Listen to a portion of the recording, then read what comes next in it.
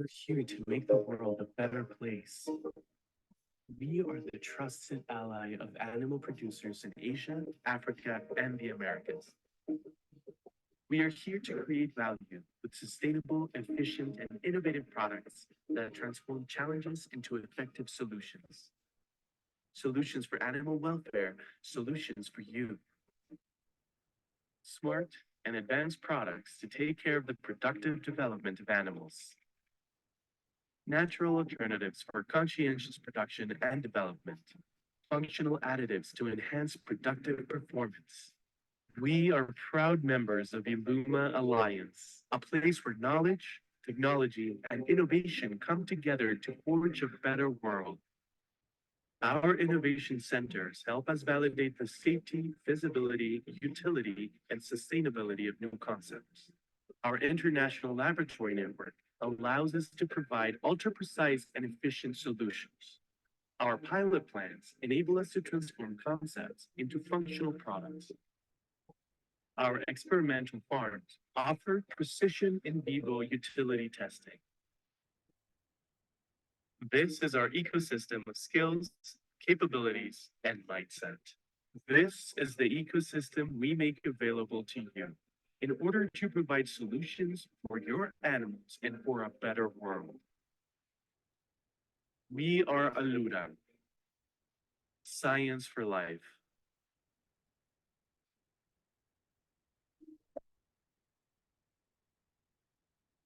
Good morning, everyone. Welcome to the Alura Looking Ahead wrap-up presentation. This is the final of our four-part series presentation on the poultry food safety from farm to table Looking Ahead webinar. I am Cristina Mesa, and I have the privilege of serving as the Global Marketing Manager for Alura. Today, it's my pleasure to be your host and moderator. Before we kick things off, I'd like to inform you that this session will be recorded and we'll have questions and answers at the end of the presentation. You can post your questions on the chat box and we'll do our best to address as many as possible. Also, if you want us to open your microphone, please raise your hand and we'll be happy to do it. Joining us today is Dr. Amit Morey, PhD. Dr. Morey is an associate professor at the Department of Poultry Science at Auburn University, where he earned his PhD in poultry science. Dr. Morey has a diverse education and industry background, including seafood science and industrial fishery technology. He is an accomplished researcher and educator in the field of poultry science and food safety, and is recognized for his industry innovation and sustainability efforts. Dr. Morey has expertise global in academia and the food industry, driving impact contributions to research, education, and industry collaboration. Dr. Morey, welcome. I'll pass the mic over to you. The stage is yours. Thank you very much.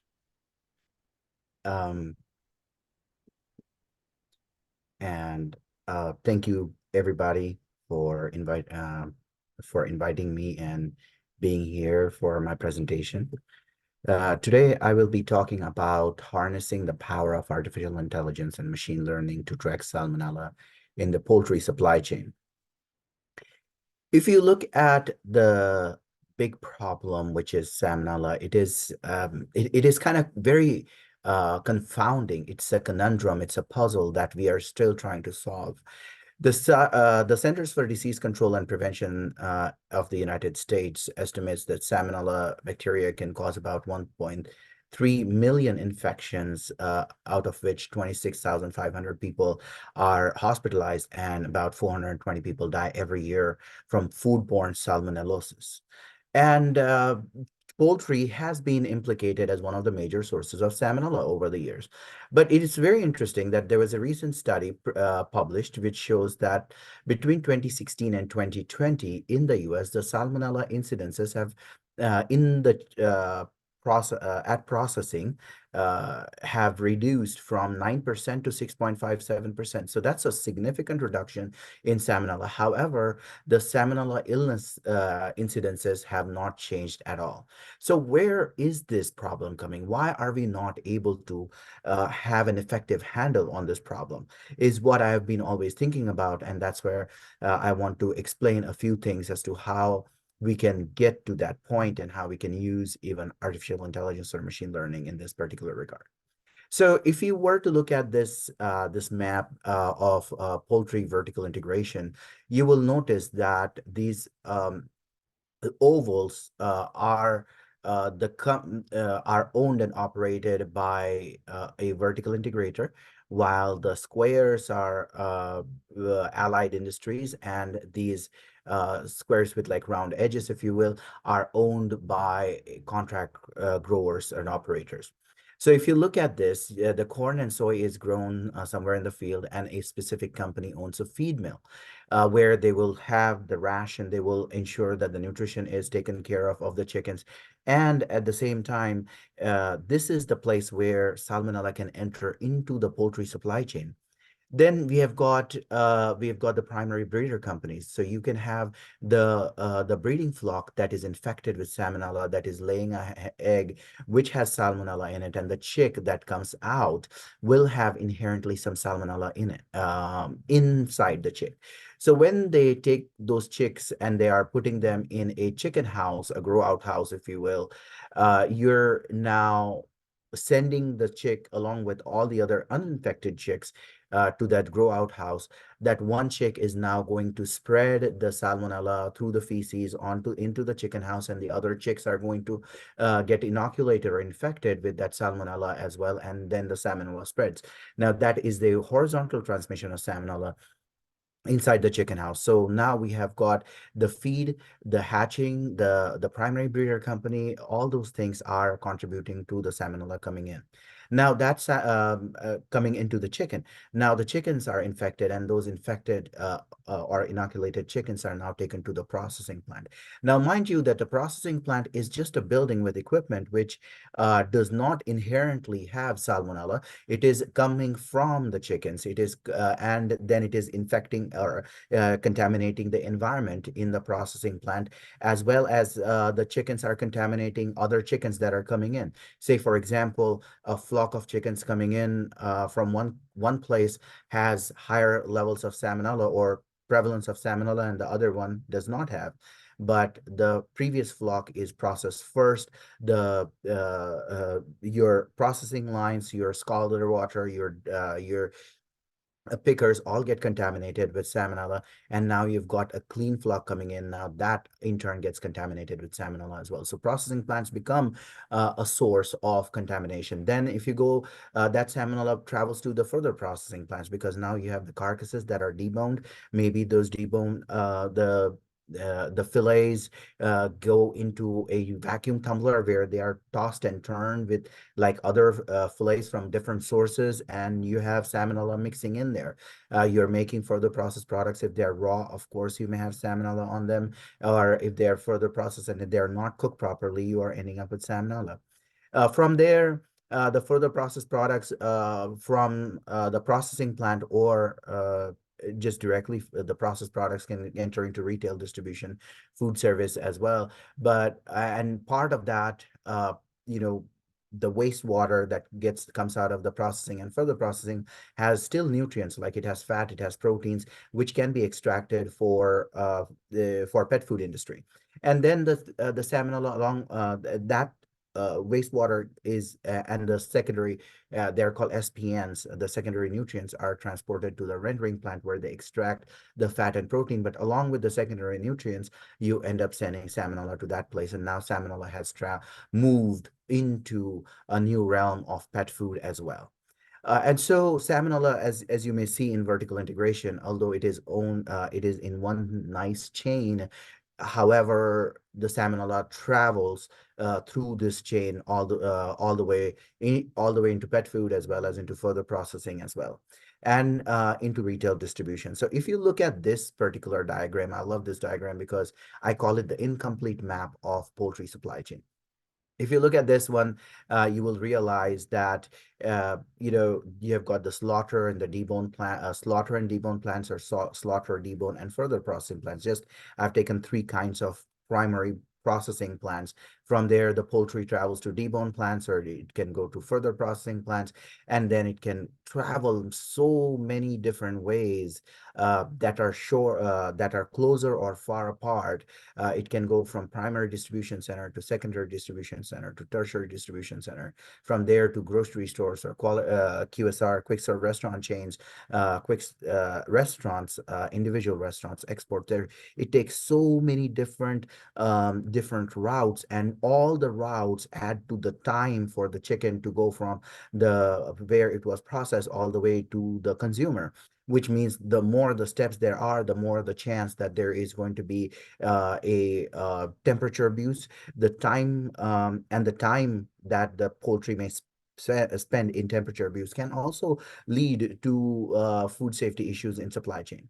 Now, and all these things, like in the continuum that I said earlier, from the farm all the way to the fork and in the supply chain, we are collecting a lot of data. We have data at the chicken houses. We have data at processing plants. We have data during supply chain and temperatures and where the truck stops and all those things. But all this data is siloed. The data is not connected. It is standalone and is used at the point where it is generated. Maybe it is for, oh well, the chicks have hatched and how well is my hatchery working, or the feed mill data, and it's not connecting the data from farm to fork. And we are lacking there. And this diagram shows the storm of salmonella brewing. It is coming. We know it's there. Yet we are so comfortable in our own silos. We're like, we don't want to interconnect. We want to stay ourselves. And I believe that the real sense in understanding and solving the salmonella conundrum is to connect the data from all the different sources, because it is the same chicken that gets transported and transformed into different products and goes to the final consumer. And the same way, along with the chicken, goes the salmonella, and it starts spreading. So all the data, I believe, is connected. It is interconnected, and there are trends that are visible, and there are trends that might not be visible, that we need to really use higher end data analytics to understand those trends. So if you look at this quick schematic that I have drawn, if you have got the processing plant, you have distribution, you have warehousing, transportation, and then retail. We can collect data from as the product is moving in the supply chain, from the processing plant all the way to the retail. But at the same time, data from each of these sources can be uploaded into the cloud, where you have computing models, and that you can share the information that the models generate back to the processing plant and all the stakeholders in the supply chain, so that they can make database decisions as well. And all this data is so enormous. There is a large volume of data that is getting collected. There is a large variety of data that is being collected. We need the better ways to do data analytics, better ways than traditional statistics that we can that is being used in the period of time. So how do we do this? And so that's where the modern ways of data analytics come into picture, of artificial intelligence and machine learning. So what is artificial intelligence? Essentially, it is the term. Everybody freaks out. Oh, wow, we have artificial intelligence and we should use it or not use it, and it's going to take over the world. And I think that's just an unfounded myth, because artificial intelligence has been there forever, since like 1950s. So it is essentially, back in the 50s, it was called the machines, or it was defined as machines' ability to perform tasks that would be impossible through human intelligence. Or more simply, it is a simulation of human intelligence processes by machines, especially computer systems, and that the machine learns, and the machine is a computer in this case, and it learns and it kind of comes up with different ways to do things. So you can have applications like natural language processing. For example, very simply, if you look at, you are talking, you type something up, and your system is able to recognize immediately, oh, well, is this the word that you're trying to say? Or you type into chat gpt, if you use chat gpt ever, you can easily see that whatever question you type, it is able to comprehend what your question is and then provide a better answer for you. So there is speech recognition, there is machine vision. So there are so many different ways that you can use artificial intelligence as well. So I want to dive a little bit deeper into what kind of data there is. Okay. So first, you may have labeled data and or unlabeled data, meaning labeled data in the sense where you know that this is a particular instance. So for example, here it is a star, it's a rectangle, it's a triangle. So you feed this labeled data into the system, and then you ask the computer to say, okay, separate out the stars, separate out the circles, separate out the triangles. Then it builds the model to separate them out, and then what it does is then you throw in a star in there. It will then classify the product, that particular object, as a star. So that becomes labeled data. That is generally, that could be used, say, for example, on a machine vision camera system. If you want a specific dimension of a product or something like that, you can send it, you can say, okay, well, this is the particular dimension, this is the color of an apple, and it should go in this bin. If it is slightly less red, it should go in the other bin because it is less, it's going to a different customer or something like that. And then you have unlabeled data, where I like this, or this is almost like an unsupervised learning model, where you throw in a bunch of data to the machine learning models, and then it will create its own labels, and it will say, okay, it will understand the patterns, and it will say, okay, I'm going to now separate out this data according to what I see are the different groups.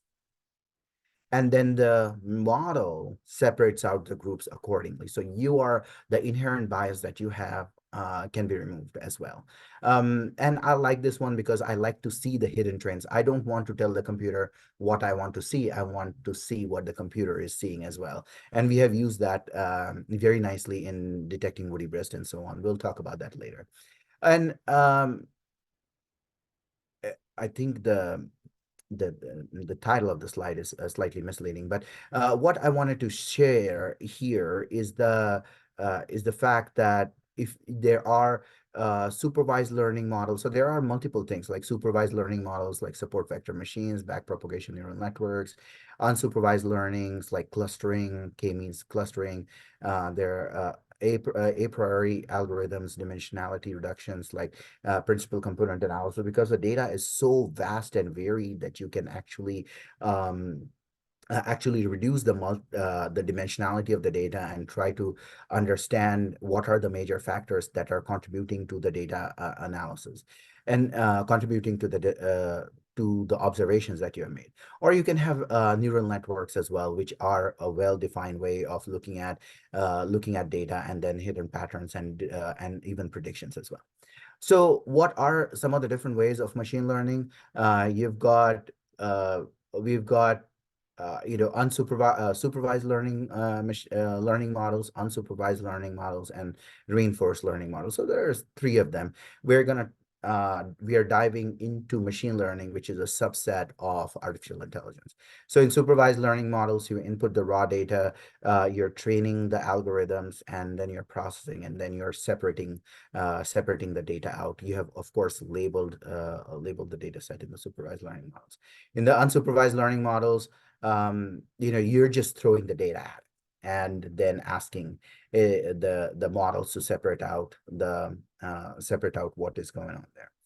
Then you have reinforced learning. So you put in you've input some data, and the computer says, is it this, in this case, is it a mango? And it says, no, it's an apple. So it says, okay, I have learned that it is an apple. And so next time something comes in, then it will say, okay, it is an apple. So it is a reinforced learning, another way to understand, to help our computers come up with better predictions and increase the accuracy of the predictions as well.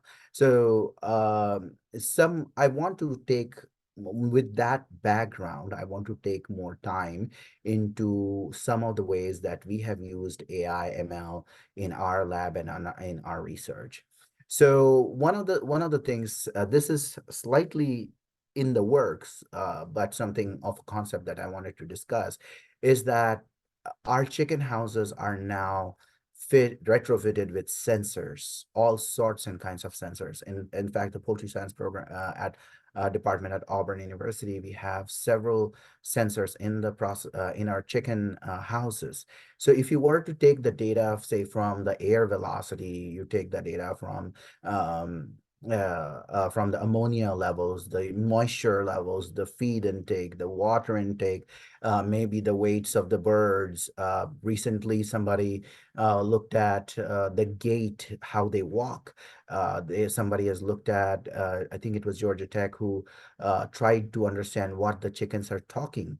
And all that can be fed into cloud computing in order to understand where, is there a way that we can predict that there is salmonella or how much salmonella is in there. In addition to the fact that, and of course, I mean, it may not be just a house level, but now if you're looking at a complex level, or you're looking from at a corporate level dashboard, you can see that farms in certain regions are coming out hot for salmonella. That means you can make certain decisions based on that. You can also add, the layers of environmental data, the rainfall data or humidity data in the environment, or the heat data, whatever those data are, you can create multiple data layers. And so that is one of the works that we are doing in a recent project that we have received from National Science Foundation. And we are going to layer up the data to then ultimately be able to predict how much salmonella, or what is the prevalence of salmonella in the flocks. And then ultimately, can the processors be able to schedule the flock accordingly, so that the flock coming in may have, the first flocks that are processed may have lesser or lower salmonella, and the ones that are higher prevalence of salmonella can be pushed towards the end of the day before sanitation or something like that. So those kind of things are very important, and these kind of predictions will help us to improve salmonella food safety in the processing plants as well.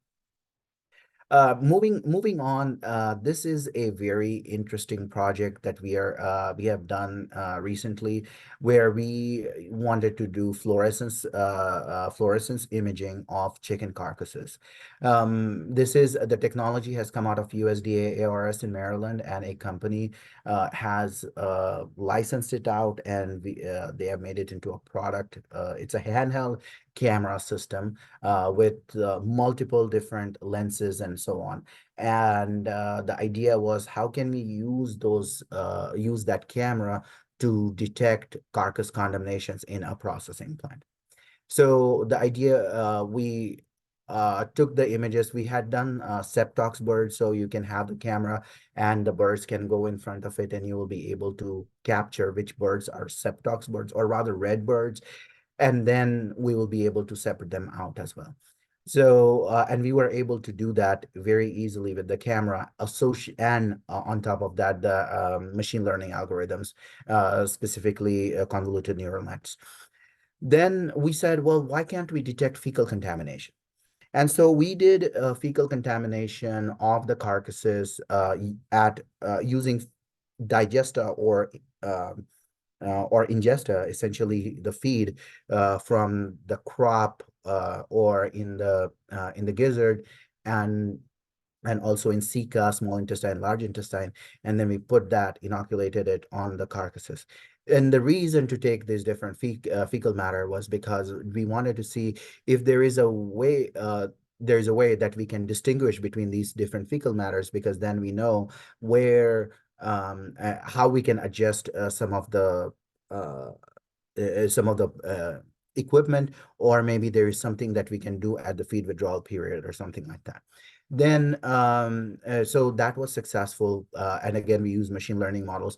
The differences between the fecal matter was not as high. We were the highest differentiation was I think 55, 60%, but that is still better than not knowing where the fecal matter is coming from and just calling a fecal matter a fecal matter.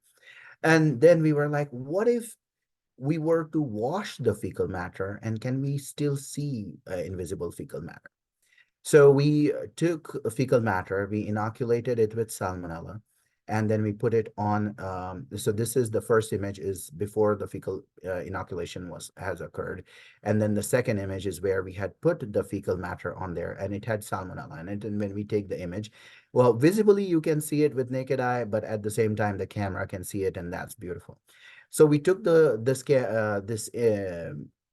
carcass, and then we washed this or rinsed off the fecal matter with this in this area. And then with naked eye, you are not able to see this fecal matter at all. But when you look at the image later on with the camera, you're able to still see an invisible fecal matter that is attached to the chicken skin. And so that means that now we have a better ability to see beyond what we were able to do previously. And we wanted to use this data. We have to analyze these image data. It is very difficult otherwise to first get all the RGB data and then pixel by pixel and then run it through models and all that stuff. Instead, we oh, Oh, instead we looked at using some out-of-the-box technologies like Microsoft Azure and Custom Vision AI, which were able to distinguish and separate out these different carcasses, which had contamination with fecal or invisible fecal contamination as well. And the beauty of this is that beyond just looking at the invisible or visible fecal contamination, since we had inoculated salmonella in the fecal inoculum, and then we washed it, we said, what if there is still salmonella left on the chicken? And so when we looked at, we did some PCR analysis, and we found something very interesting. So if you look at this table, we have the analysis done on so we took swabs on the area where we had put the fecal contamination, before adding the fecal contamination and after adding fecal contamination, and as well as after rinsing of the carcasses. It was very interesting to note that we had taken post-chill carcasses. Now, these are the carcasses that are going straight into commerce. And even before inoculation, 25 out of 60 carcasses that we used had salmonella on them. So 41% of our carcasses were salmonella positive even before we put salmonella on this. And these carcasses had come from a USDA approved commercial processing plant as well. So we had a lot of salmonella positives in this particular case. And the reason why this particular thing was because the method that we used was different than the USDA carcass rinse site method. We had used a Q-tip swab, and then we had kind of like swabbed it on top of that breast surface area, skin on breast surface area, and then taken that sample and then analyzed it on PCR.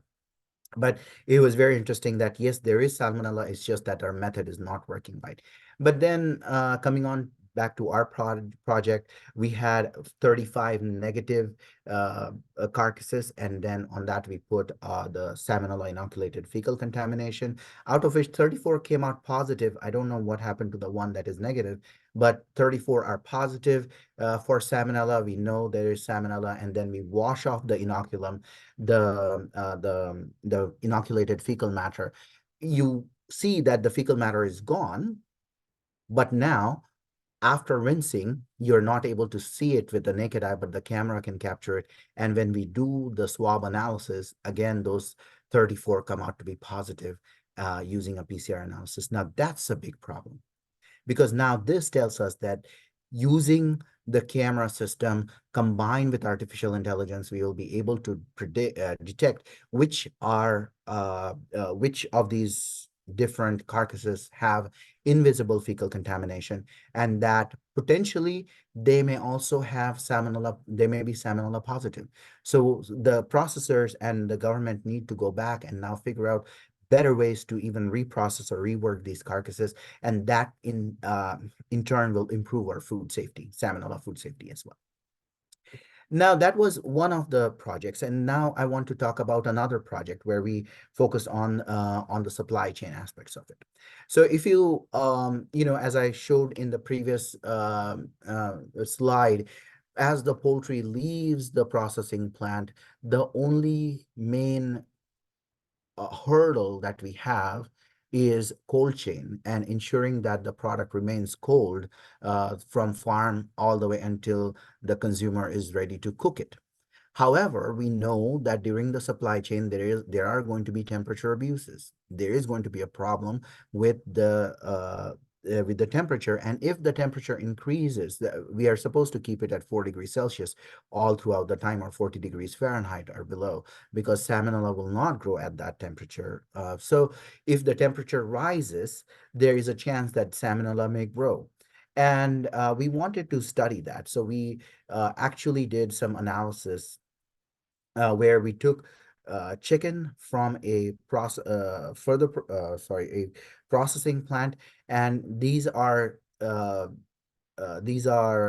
boxes. Each one has 32 trays of breast fillet. Each tray has 4 breast fillets in it, and so if you look at, there are 5 boxes per layer, and then you have got 4 layers. What we did was we wanted to simulate something called LTL, less than truckload transportation, where you take the pallet in 4 degrees Celsius and pull it out of the 4 degrees Celsius and keep it at 23 degrees Celsius and go back in and out, as if like the LTL truck is opening the door and closing the door as it is making multiple stops. And we continued the cycle of 2 hours at 4 degrees Celsius, 2 hours at room temperature, 23 degrees Celsius, for over 24 hours. And we used imaging, thermal imaging. And if you look at the first image, this is where the pallet was in 4 degrees Celsius. It was pulled out of 4 degrees Celsius for 2 hours. And just in 2 hours, you could, just with a thermal camera, you're able to see that the center is like purple in color. And that is where you have colder temperatures, while the outside, which is yellow-orange, the temperature has started to increase, and which is a quick indication that something is going on wrong and the boxes are heating up. Then when we continued this temperature abuse for 24 hours, so total 6 cycles, you see that most of the boxes have become yellow-orange in color, and only a few boxes are looking purple and blue-purple in color. That means those are the places where still the temperature is cold, while the other areas have become warmed up. And that's a big challenge, because now we know that just by using thermal imaging, you can detect which boxes are hot, which boxes are cold, and then you can make decisions based on that kind of a data available as well. However, we wanted to take a step further, and in these boxes, we had put temperature sensors inside the chicken breast fillet to see what is the temperature of the chicken as it's going through the temperature abuse. So what you see is that each box on the pallet undergoes temperature abuse at a different rate. So this first graph that you see is the box are different boxes on the layer 1. And then the second graph that you're seeing on your right is all the boxes in layer 3, which is the third layer from the top. It is kind of sandwiched between the second and the fourth layer. So even in the first layer, if you see, these different lines indicate different temperatures of different boxes. So as you see, the temperature keeps on rising. Although the pallet was kept back at 4 degrees Celsius, it never went up. It never went to 4 degrees Celsius. It kept on increasing over the period of time. And there were different boxes showing different tendencies towards increasing temperature. While layer number 3, which was sandwiched between the layer 2 and 4, was nicely protected, and the temperature did not increase as rapidly or drastically as layer 1. However, we know that the temperature, of different boxes change differently as well. What that means is that the chicken in different boxes at different layers on the pallet can experience temperature abuse differently, and ultimately that can affect the shelf life of the chicken as well. So what we did was we took the chicken that was temperature abused the most, meaning it had crossed 4 degrees Celsius at the end of 6 hours. And by 6 hours, it had crossed 4 degrees Celsius. Well, we took another tray pack, which had never gone above 4 degrees Celsius, and we put it on grocery store shelf, and we did a shelf life analysis. So in this graph, you can see the shelf life. On the x-axis is the days, time in days, and then on the y-axis, you have got log CFU per mil. And these are the bacterial numbers. So 1 is 10, 2 is 2 is 100, 3 is 1,000, 10,000, and so on. And when it reaches 10 million cells, which is 7, then that is when we in the industry call that the chicken is spoiled. So if you look at the blue line, which is the chicken that never went above 4 degrees Celsius, you see that the shelf life was 7 days. However, if you look at the chicken that was temperature abused and went above 4 degrees Celsius in 6 hours, the temperature never came back. That chicken shelf life was 4.5 days. So effectively, just because of the transportation and less than truckload transportation, you are able to see there is a 2.5 day shelf life reductions as well. So we can develop prediction equations out of all these things, and we are able to predict the risk of loss, meaning that if a grocer says that they can only sell product which has 4 days or more of shelf life, then what is the risk of loss to that processor, to that retailer, if they receive this chicken that has gone through the temperature abuse? And so the 4 days is arbitrary that we had put into place. You can calculate what is the shelf life that is remaining in days, in percentage, and what is the reduction in the shelf life as well. And that is for, like, if the chicken went through temperature abuse for 0 hours, if it went to temperature abuse, meaning greater than 4 degrees Celsius, for 2 hours, 4, 6, or 8 hours. And so you are able to see that the shelf life of the product goes from 7.2 days to 4.1 days if the temperature has gone above 4 degrees Celsius for 8 hours, and so on. So these are some of the ways that you can take all that data and use. We used some simpler means, but we are going to use more artificial intelligence to collect broader range of data from major trucking companies and go with that. Then we can predict, like, what happens at each layer of the box, so that we can predict which box on the pallet can spoil first. And that if you were to know what is the spoilage rate of each box, then you can take that box and put it on the shelf very, very quickly and be able to sell the box first, so that you're not making losses. Or you can reroute the trucks as well based on this time temperature data. And that goes back to one of the initial slides I showed, how the data gets to the cloud. You have the database models, and that they can predict what kind of shelf life you have, what kind of food safety you have as well, and then route the trucks or put the product on sale. So that is database decision making on, or this could be part of the decision support systems as well. And we were talking about, like, if you look at layer 1 at 0 hour temperature abuse, there is not much going on, but at 24 hours of temperature abuse, almost 100% of the product, product is at risk. But a layer 3 box, which is at the third layer between that, it is sandwiched, the risk is much more lower. And so this is kind of interesting, because now you are able to make decisions not just on a pallet level, but also on which box on the pallet can spoil first and have microbial growth, essentially. And that way you can save a lot of money. And we have predicted something called, we have proposed a model called first expire, first out model, which will replace first in, first out model. And along with microorganisms, we had just spoilage microorganisms, which we had done salmonella work, since we are talking about food safety. If you look at this graph, this up and down curves that you see are of the chicken temperature as it went from 4 degrees Celsius to 25 degrees Celsius in our case, in this particular case, and back again to 4 degrees Celsius. You will notice that there is a certain trend. The chicken doesn't come back to its original temperature. The temperature keeps on increasing.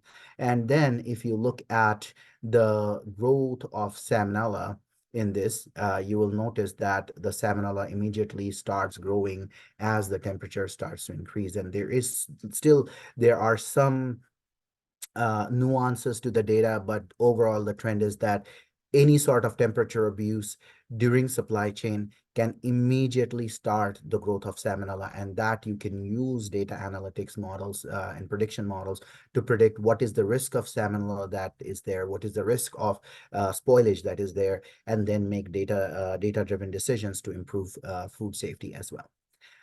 With that being said, I definitely want to stop here and ask any questions that you may have. So thank you very much for this opportunity, and I'm open for questions. Thank you so much, Dr. Morey. Yes, we have a couple of minutes and we have some questions. The ones that we don't have time to address will be answered on the follow emails with the key takeaways. So I'll start with this one. Could you suggest any public education avenues that could be used to reduce the number of illnesses from food pathogens, since the number of illnesses is remaining the same, even though the level of contamination from the poultry sector is being reduced?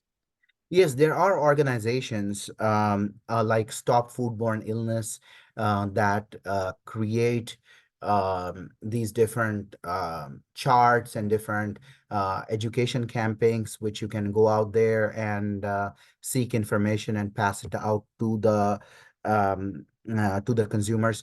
In fact, yesterday, when I gave a workshop here in Dominican Republic, a retailer asked me this very same question, and I would say is that trying to educate the customers either through putting placards, providing them hand sanitizers, providing better cooking instructions, or even providing better packaging so that they can open the package directly, put it on the skillet, cook it. Those are some of the things that can help. And of course, USDA as well as FDA has better handling practices, guidelines as well that can be disseminated to the consumers.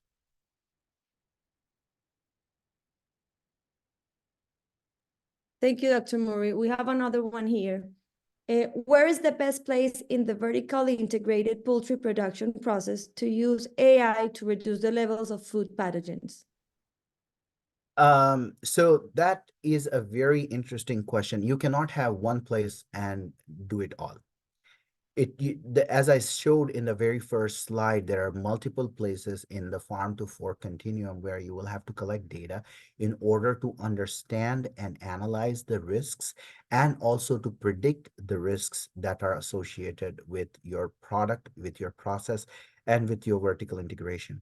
Because it is such a diverse problem that just looking at one spot may not really do the job. And so far we have been looking, frankly, at post-chill, and that's not really working out. So we need to look at maybe deboned parts, and that's not working out. We're looking only at live chickens, but that's not working out. So the whole point is that we need to look at multiple places in that farm to fork: the primary breeders, the feed mill, the chicken houses. You're talking about the processing plant at maybe before chill and after chill, at debone, and definitely the gray area is our supply chain, because we do everything in our might to control salmonella until the processing plant. But after the product leaves the processing plant, there is only refrigeration that controls the pathogen. And I believe that we really need to start collecting that data in order to make robust models and in order to really have a good handle on salmonella. And that's why the importance of artificial intelligence comes into picture as well. Thank you, Dr. Morey. We have one more question here. Are there poultry processing plants in the United States currently using vision systems to detect carcass contamination? So Marel has a iris vision system. I know that people are using it. I just don't know which plants are using that specifically. And then this camera system that we are talking about, it is a standalone which can be incorporated into your process or somebody's process as well to improve food safety. But I don't know specifically which plants are, but I know that Morel has the technology, and talking to the company, I know that there are users of that technology as well. Thank you. I think we have 1 more minute for the last questions. The rest of the questions will be answered afterwards. The final question is, are there on-farm applications for AI food safety technology? There is one company that is doing something in that space that I have come across, but I think there is more to be done, and that the data models need to become more robust. So long story short, there's definitely avenues for companies to enter into that particular space and build better models for better predictions. So the other thing is that, as I said earlier, we are all collecting the data. At the chicken farm, we are collecting the data. We are not putting it together for predictions. So it is just a matter of, somebody putting in their investment to just connect all the data sources at the farm. I mean, it's as simple as how much water the chicken is consuming, and on the water meter, the pressure gauges, how much wetness the litter is going to have, and the ammonia levels combined with your, the rainfall, if you will, or temperatures, and building those models up would be very easy. But right now, apart from that one, maybe two companies somewhere, there's not much that is happening there. But we can make it happen very easily, and that is going to be the next big transformation that's going to happen in the poultry industry. Thank you so much, Dr. Morey, and thanks everyone for your questions. The rest of them will be answered afterwards, as I mentioned before. Once again, a big thank you to Dr. Morey for sharing your invaluable insights with us today. Would like to extend our gratitude to all the attendees for joining us on this webinar, and to our dedicated colleagues behind the scenes who worked really hard to make this event possible. With this session, we end our 4th series webinar. Please stay tuned for more webinars coming, and look forward to having you again. Wishing you all a wonderful day, and thank you very much. Goodbye for now. Thank you very much.